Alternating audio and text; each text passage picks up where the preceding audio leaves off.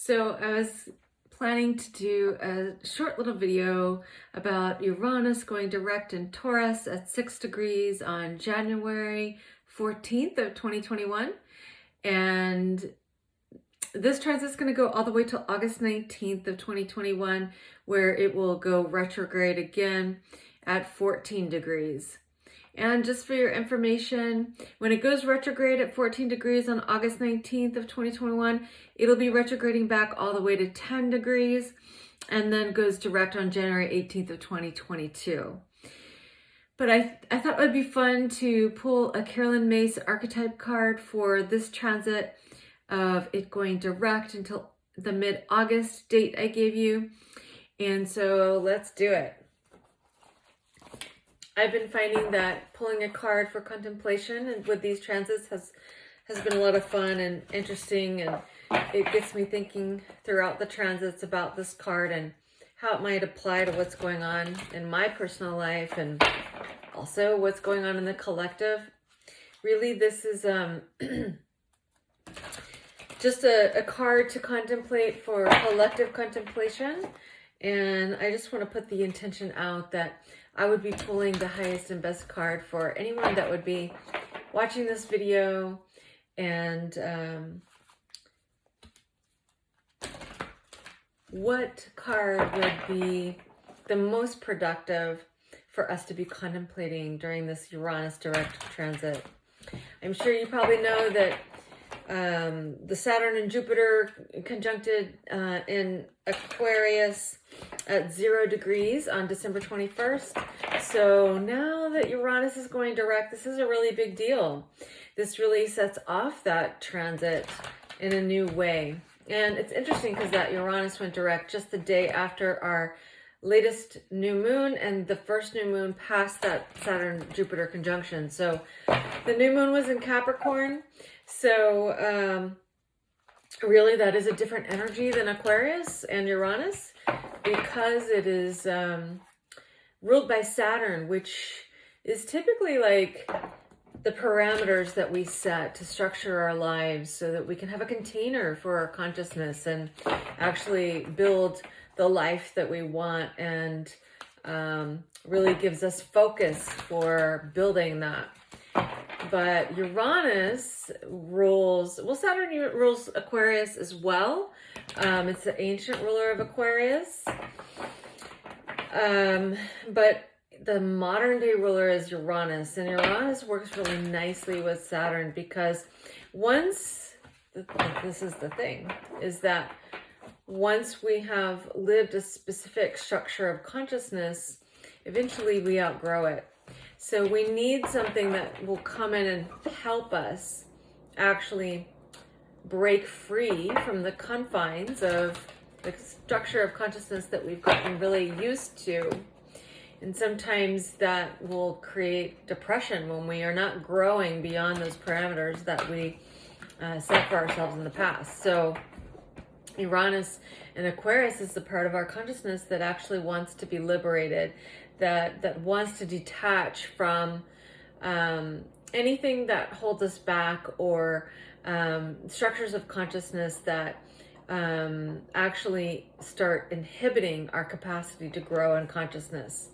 So with Uranus going direct, this is a big deal. This really helps to set off this Saturn-Jupiter conjunction in Aquarius, where that conjunction set off a 20-year cycle of that planetary pair. So this is very social, and it really has to do with liberation and being your unique self within the group, and really developing a social consciousness that provides the container in which the diversity of each person's uniqueness can flourish and grow and be honored, and also open to contribute their unique contribution. So we all have something unique we're bringing now, and what that is likely going to start becoming more and more and more in your consciousness. Also, you might want to know that transiting Mars is is in a balsamic conjunction to that Uranus as it went direct. So this is really completing a cycle with Uranus. So our personal contribution to the group might be changing as Mars moves over that Uranus. It's setting off a new cycle. It's completing an old cycle, setting off a new cycle. So this is pretty exciting. So given all that, what would be the highest and best card for all of us to contemplate while Uranus is direct?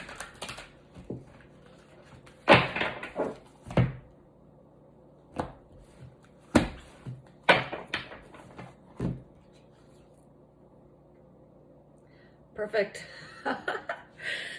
Liberator. I'm going to show you the card. Liberator. Well, that is very, very much in alignment with Uranus and Aquarius. So, let's see. The light attributes are freeing yourself and others from outmoded beliefs, releasing negative thought patterns. The shadow attributes are imposing your own tyranny over those you claim to liberate, ignoring legitimate constraints.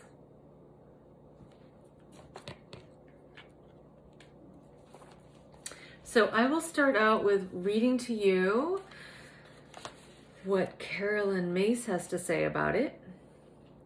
The liberator helps to liberate us from the self-inflicted tyranny of negative thought patterns and beliefs, spiritual sluggishness, poor nutrition, destructive relationships, or addictive behavior. Invaluable ally in freeing us from old, entrenched beliefs and attitudes. You don't have to be a charismatic leader to have this archetype. So, the shadow liberator manifests in corporate, political, religious, and spiritual leaders who impose their own tyranny over others. Ask whether you have a lifelong pattern of helping to free others from injustices, adverse economic or social conditions, or simply from their misconceptions. Cool. So, this is amazing. As I said, Uranus is what comes in and liberates. Now, Saturn and Jupiter well, God, I don't even know. Where is Jupiter right now? Where is Jupiter? Jupiter moves really quickly, whereas Saturn takes a while. So Saturn is going to be in Aquarius for 2.5 years, and Jupiter is going to be in there until May, and then go into Pisces, which is like super quick for Jupiter, but it will retrograde back into Aquarius, and then go back into Pisces in January, February of next year, I believe, somewhere in there, maybe December. I'll have to check it. Hold on.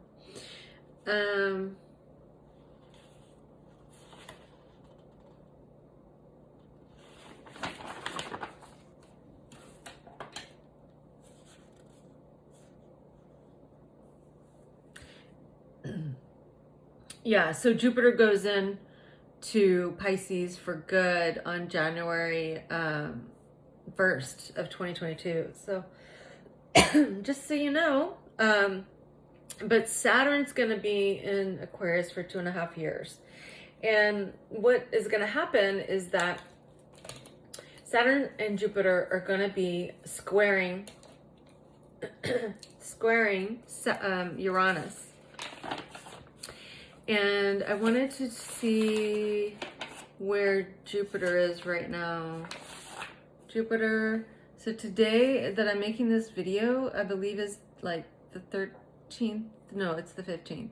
So Jupiter is at 5. So yeah, Jupiter's squaring Uranus right now. I mean, it's approaching square. It's really close to square. And Saturn's going to be squaring Uranus as well. And so this is really going to be, it's called a last quarter square. So it's going to be coming into some kind of a group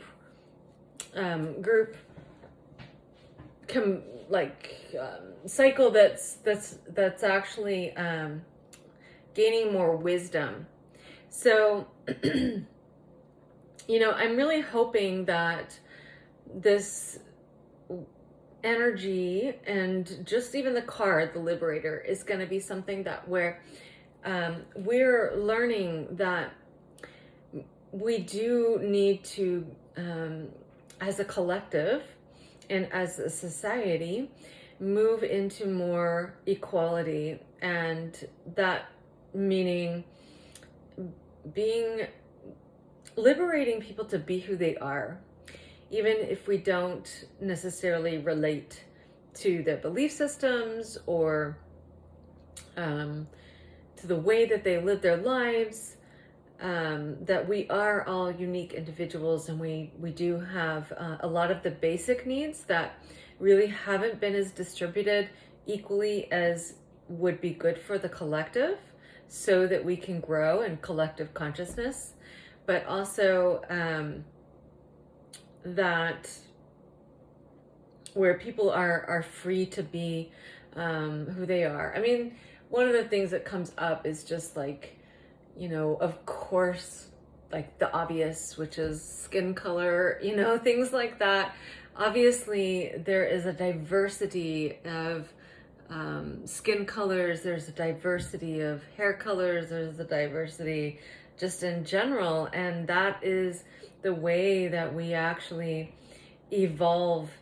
It's actually how we survive biologically, is through our diversity. So honoring that and honoring the differences in each other, even our belief systems, because we all are really bringing in something unique from our own personal experience, and it is valid because we are making up a much bigger ecosystem, and that has to be diverse in order for the earth and all of its creatures to flourish. So I feel like that is a little bit like where my mind goes, at least when I think about growing and evolving our consciousness through the Aquarian energy and through Uranus, where Uranus really comes in and awakens. And, Uranus is in Taurus, so it's really like, it's really about Earth. Taurus is the first Earth sign, and we are all just a creation of Earth. And no matter what species we're in, right? All species are the children of the earth. So we all have our place in that. And as we are able to be expressive of who we truly are, then we are all able to find our place and actually thrive. So in the Liberator energy, the highest vibration of Aquarius would be understanding that, and really understanding the importance of everyone's basic needs being met, and everyone's basic need of being free to be who they are. So then shadow is imposing your own tyranny over those you claim to liberate. Ignoring legitimate constraints. So, first of all, imposing your own tyranny over those you claim to liberate. This is really like, saying, we're liberating you, but actually you have to follow my rules. So, again, it doesn't leave room for people to be in their own power, to make their own choices. So, it's really about like not imposing our ideas onto other people, but sharing ideas, sharing with each other. And the ignoring the constraints is I mean, my first inclination is that there are certain parameters that we need to live within as well. And I think that this is where, like, this is how Saturn and Uranus both rule Aquarius, because Aquarius energy is really about, you know, being detached enough to allow the needs of the whole group, of each individual within the group, whether that's a species or it's a group of like-minded individuals or even a family or a tribe, that you know, it's really about like honoring, like being detached enough to let people be who they are, and that you actually learn from them that way. Even if it's something you don't agree with, you still have this like vantage point where you get to learn and expand your consciousness, and that's all Aquarius as well. So and yet at the same time with the Saturn is like, we also have to have some kind of parameters, right? Just like you might have different like groups, each different group has a different need, and so these are legitimate. There's legitimate constraints. Another thing too is that one of the legitimate constraints, I think, that could be correlated to this is having a constraint around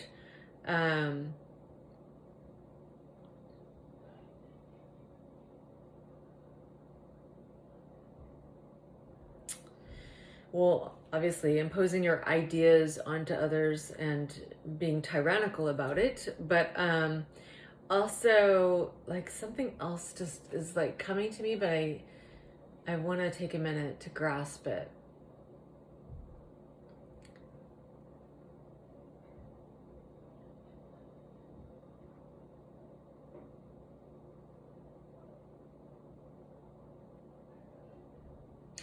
So it's like, you know, a legitimate constraint, I think, would be engaging in like racism, or engaging in a way where you are leaving the needs of another out. So ignoring where we might have parameters that those kinds of parameters are helpful because of the need for understanding that humanitarian energy of Aquarius, where it does want the best for the whole, which means like having some boundaries. So you don't want to be so liberated that you don't have any boundaries, because we do need some boundaries in order to encourage safety, and you know, having boundaries in that, like having a boundary that one of the boundaries is that we're going to honor all the different species and their needs rather than just our own. You know, I think that's a really like high vibe around that specific piece of the shadow element, is that it's really important as humans to recognize that, you know, there's a lot of other species that are equally important, that have needs that we want to have in mind, because too we are intricately connected. So when we are not honoring the needs of other species, we're in turn really not honoring ourselves, because this ecosystem is actually it's very much interconnected. So what happens to another will directly affect us. So anyways, that's how I would interpret the liberator and, you know, the light attributes and the shadow attributes. But I'm sure you can take all these just small little pieces that I've shared and, you know, go with it in the way that where your mind expands with it. And I think it's perfect for this transit. Liberator. How can we be more liberated? I love Uranus and I love Aquarius, because it really is about freedom. It's about detaching enough so that you can be free, and so that others can be free as well. And when we are free, we are able to expand our consciousness. And that is ultimately the height of being alive and shining our light. So may we be liberated in the best ways possible for us in this transit.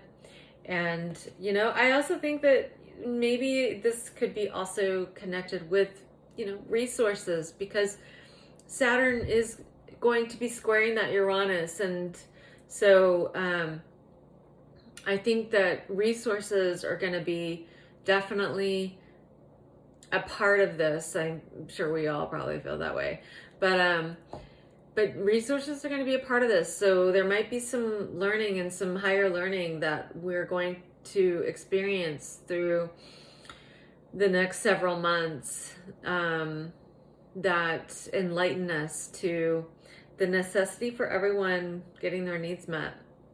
So may everyone get their needs met. I'm sending so much love and blessings, and thanks for joining me.